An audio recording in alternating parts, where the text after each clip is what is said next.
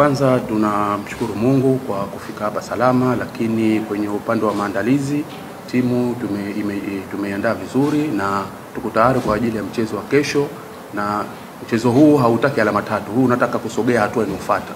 Kwa hiyo kiujumla tuko vizuri na tuko tayari kwa ajili ya mchezo.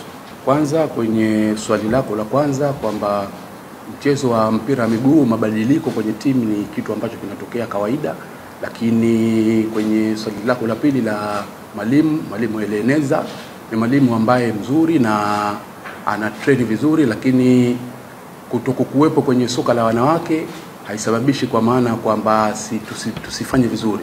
Kwa hiyo tunamuelewa na wachezaji wamemuelewa vizuri, lakini tunaamini tuna kitu ambacho tutaenda kukifanya kesho, na mtaona mabadiliko kwenye mchezo wa kesho ambao sisi wenyewe tumehatarisha vizuri. Kwanza ni furaha kwetu, pili tuna kibarua. Maana unavyoingia kwenye ngao jamii kama hii, watu wanataka kuona kweli umeingia kwa kubahatisha au umeingia kwa kumaanisha. Kwa hiyo kwangu kama mwalimu hainisumbui kwa sababu nishapambana kwenye ligi ya wanawake katika nafasi kama hizo.